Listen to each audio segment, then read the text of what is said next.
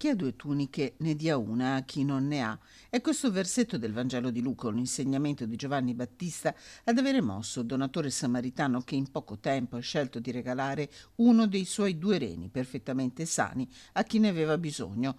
Una decisione intima, maturata nel profondo, che il donatore non voleva inizialmente condividere neppure con la famiglia e che ha portato a ottobre l'espianto del rene sano e poi al trapianto a una donna, avvenuto nella stessa giornata, nelle sale operatorie dell'azienda ospedale Università di Padova.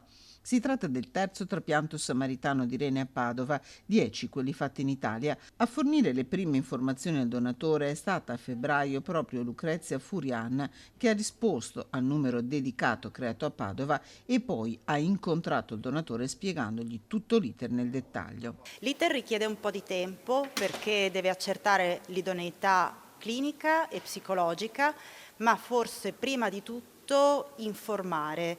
Quindi noi abbiamo messo a punto un percorso per le persone che ci contattano con questo desiderio, che comincia con un colloquio, in cui in genere cerchiamo di incontrarci di persona, e durante questo colloquio spieghiamo che cosa comporta sia da un punto di vista chirurgico ma anche da un punto di vista medico l'atto della donazione, come cambia la vita dopo aver donato un rene. Il donatore sta bene, è sano, è tornato alla sua vita, così la donna che ha ricevuto il suo rene. Un percorso, quello del trapianto samaritano, che innesca una virtuosa catena di bene. Quando c'è una persona che si rende disponibile per donare un rene, si potrebbe anche decidere di allocare questo rene a una persona in lista d'attesa per il trapianto. In Italia, ma questo succede anche in molti altri paesi, si preferisce, prima di andare sulle persone in lista d'attesa, provare a capire se c'è qualche persona compatibile che ha bisogno di un rene, che avrebbe un donatore vivente disponibile ma con il quale non è possibile procedere con il trapianto.